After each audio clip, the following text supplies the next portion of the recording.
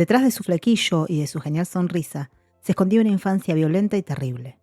Se escondía un pibe que aprendió boxeo y escapó de su casa simplemente para poder sobrevivir. Pasó hambre y frío extremo. Terminó patentando un misterioso objeto de cristal por una obsesión. Y supo amar a dos mujeres por igual en un pacto secreto que desafió a las leyes de su época. ¿Cómo hizo para transformar esa vida compleja y sufrida en las risas de alegría de todo un país? Hoy te cuento la vida de José Pepe Marrone. José Carlos Marrone nació el 25 de octubre de 1915 en un caserón de Palermo, en la calle Julián Álvarez, 1575. Hijo de un colectivero o taxista y una costurera. Su hogar estuvo marcado desde el primer día por la miseria extrema, pero el verdadero peligro no estaba en la falta de plata, sino en su propio padre, un hombre sanguinario que descargaba una violencia física brutal contra José, sus hermanos y su madre. La calle se convirtió en su escape temprano. A los 7 años, habiendo completado apenas el 2º grado, José abandonó la escuela primaria para salir a ganar monedas. Fue ayudante de carnicero, plomero, albañil y levantador de quiniela, pero la lección más dura la seguía recibiendo adentro de su casa. Es acá donde cae el mito que muchos repiten. El joven José no entró a un gimnasio de boxeo buscando la gloria de un campeonato. Fue por pura e implacable supervivencia defensiva.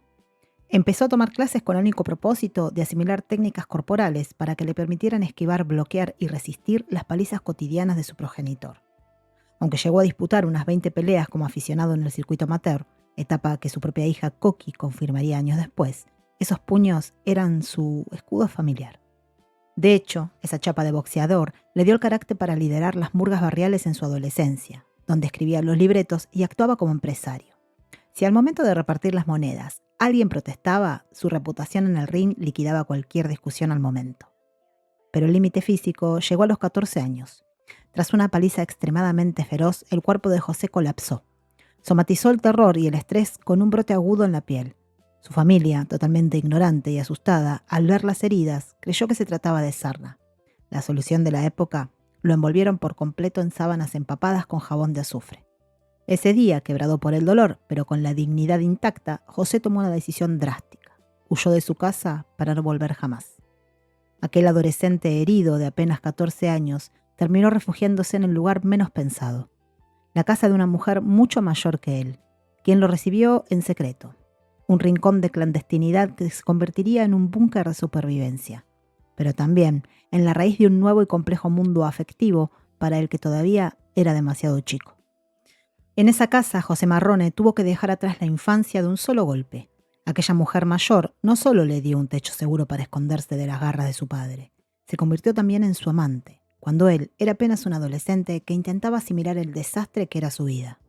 Fueron años de una madurez acelerada, de ocultamiento y de rascada para conseguir un plato de comida. José aprendió a cocinar temprano, preparando la olla para los pensionistas del lugar, y empezó a conocer realmente la dureza del mundo adulto desde la clandestinidad. Sin embargo, el destino de José no estaba destinado a quedarse encerrado en esas 4 paredes. El varieté, los cafetines de barrio y el circo criollo lo llamaban desde la calle. Armado con la irreverencia que le dio la murga y la agilidad de sus años en el gimnasio de boxeo, el joven Marrone decidió dar el salto y salir a buscar su propio camino en el espectáculo ambulante. Empezó desde lo más bajo, cargando valijas y preparándole los muñecos a su primer gran mentor, el ventrículo Belvedere. Pero lo que José no imaginaba era que en ese circuito marginal de teatro de mala muerte encontraría a la mujer con la que compartiría el hambre más extrema y cruda de toda su vida. Compañera con la que formaría un dúo artístico inolvidable en la miseria, pero que al mismo tiempo sembraría en su cabeza una obsesión implacable que cambiaría su futuro para siempre. Esa mujer era Rosa Guilidoro. José la conoció cuando no tenía absolutamente nada más que miseria para ofrecerle. Pero ella decidió apostar todo por él. Juntos se metieron de lleno en el barro del circuito, actuando en cafetines infames, cabaret de provincia y cines de barrio, bajo el nombre del dúo cómico Rulito y la Gorda. Fueron realmente tiempos muy, muy duros, donde la supervivencia se medía minuto a minuto. El hambre y la falta total de recursos los acorralaron al extremo de terminar durmiendo a la intemperie en galerías abiertas. El golpe más extremo lo sufrieron durante una gira en Río Gallegos. Sin un techo donde refugiarse, tuvieron que pasar la noche soportando heladas salvajes de hasta 18 grados bajo cero. Rosa fue su compañera en las trincheras de la pobreza absoluta, y en medio de esa rascada implacable se convirtió en la madre de su única hija, Coqui. Tras años de remar en la miseria absoluta junto a Rosa, el talento de Marrone para improvisar ante públicos hostiles llamó la atención de los grandes productores. El éxito masivo y las luces de la calle Corrientes estaban a la vuelta de la esquina. Pero el fantasma del hambre no se borra con los aplausos. Al contrario, esa opulencia nueva despertó en su cabeza una obsesión implacable con el manejo del dinero que lo obligaría a diseñar un polémico objeto de cristal. ¿Dónde nació? En una cama de 2 plazas. ¿En qué lado de la cama? No sé si fue a la orilla o al medio. Todavía la señora abrió la valija y dijo, acá estoy. Mi mamá dijo, ahí va eso, y acá estoy. La consagración llegó con la fuerza de un huracán. Tras años de remarla, José dio el gran salto en los escenarios de la calle Corrientes, debutando a lo grande en el Teatro Maipo y en el legendario Teatro Nacional. El pibe que cargaba valijas se transformó de golpe en uno de los capocómicos más cotizados del país, compartiendo cartel con leyendas como Adolfo Stray, Juan Verdaguer y Pepe Biondi. Pronto sus ojos desorbitados y sus zancadas conquistaron la pantalla grande en éxitos masivos como Cristóbal Colón en la Facultad de Medicina. Pero el verdadero quiebre popular, el que lo metió para siempre en el corazón de los argentinos, ocurrió cuando llevó su arte a la televisión y levantó su propio imperio, el inolvidable Circo de Marrone. Fue ahí, rodeado de chicos, payasos y trapecistas, donde inmortalizó sus muletillas eternas. La plata grande empezó a llover en sus bolsillos y su fama se volvió total. Pero mientras los aplausos aturdían la noche porteña, el fantasma de la miseria seguía despierto en su cabeza. El éxito no borró el hambre del pasado. Al contrario, alimentó una profunda desconfianza hacia la opulencia y una necesidad ciega de proteger su honestidad. Fue en ese momento de máxima riqueza cuando José se encerró a diseñar y patentar con su propio nombre un misterioso objeto de cristal. Ese objeto era una alcancía provista de paredes de vidrio totalmente transparentes. Marrone la creó para el Hospital de Niños de Buenos Aires, del cual fue padrino por más de 20 años, visitando las salas de los chicos afectados por la poliomielitis y donando sueldos íntegros. Su premisa era innegociable. Todo tiene que ser transparente. Exigía usar estas cajas en cada colecta pública para que los donantes verificaran visualmente el dinero acumulado, eliminando cualquier sospecha de corrupción. Él mismo supervisaba las alcancías en el teatro al terminar las funciones. En la cúspide de su carrera, con su fe puesta en la transparencia y su familia en aparente calma junto a Rosa y su hija Coqui, el destino le tenía preparada una emboscada en los camarines.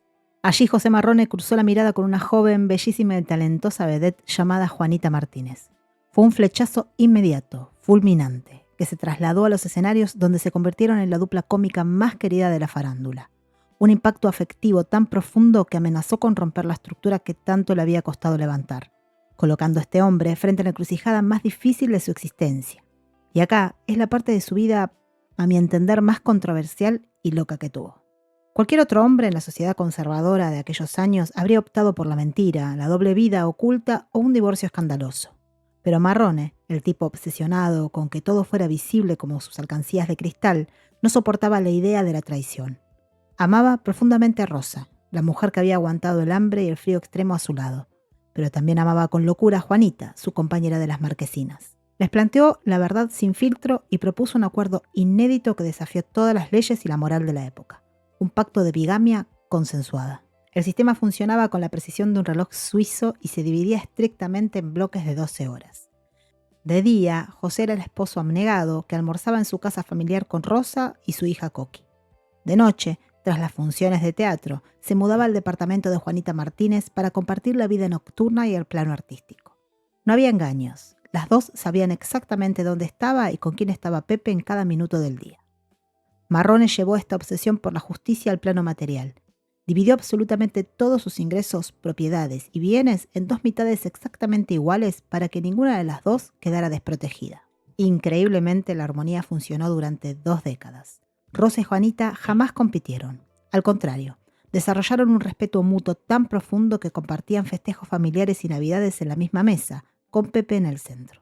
Lejos de la hostilidad o los celos que cualquiera podría imaginar, entre ellas existía un respeto mutuo muy profundo, mediado siempre por el bienestar de José y por el cariño de Coqui hacia ambas mujeres. Cuando Rosa enfermó, José la cuidó con devoción durante su larga y penosa enfermedad hasta el último día. Rosa, sabiendo que su final estaba cerca, levantó el teléfono, llamó a Juanita Martínez y le dejó un pedido que se convirtió en un mandato sagrado. Cuídalo. Rosa falleció en 1982. El dolor destruyó anímicamente al capo cómico. José tomó una drástica decisión. Se encerró en un silencio absoluto y pasó 6 días enteros sin emitir una sola palabra, completamente mudo. Fue Juanita quien con paciencia infinita lo rescató de ese pozo de oscuridad. Recién ahí, tras el vacío que dejó Rosa, José y Juanita formalizaron su unión y se casaron legalmente.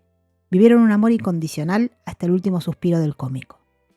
El 28 de marzo de 1990, víctima de un ataque cardíaco, José Pepe Marrone falleció en Buenos Aires, dejando al país sumido en un luto profundo y en un silencio ensordecedor. Juanita tomó una decisión inmediata para seguir protegiéndolo. Decidió cremarlo y conservar la urna en su casa de Martínez, porque repetía convencida que a él no le gustaba estar solo, sin imaginar que el destino final de esas cenizas guardaba un último y místico acto de lealtad familiar. Los años posteriores fueron un calvario de soledad para Juanita Martínez, agravado por un cáncer de pulmón avanzado. Fiel a su carácter decidido, la madrugada del 21 de mayo del 2001, redactó una carta manuscrita de despedida en su departamento de la calle Paraguay y terminó con su sufrimiento a los 71 años. Tras este trágico desenlace, Coqui Marrone heredó las cenizas de su padre, que Juanita custodiaba en Martínez, junto con las de la propia actriz. Fue en ese momento donde se demostró la grandeza y los códigos de una familia libre de prejuicios. Sabiendo el amor ciego que los había unido, Coqui unificó los restos en un acto de absoluta lealtad. Hoy las cenizas de Rosa, su madre, de Juanita Martínez y de Pepe Marrone descansan juntas depositadas en el Panteón de Actores del Cementerio de la Chacarita. Un reencuentro eterno que rompe cualquier molde social y demuestra que detrás del humorista transgresor de la calle Corrientes existió un pacto de respeto indestructible. José Pepe Marrone supo transformar una infancia brutal y una realidad afectiva tan compleja como incomprendida en la risa de alegría de todo un país. El pibe que aprendió boxeo para esquivar los golpes de su propio padre, también aprendió a esquivar a su manera los prejuicios de toda la sociedad, encontrando la verdad sin caretas su mayor refugio.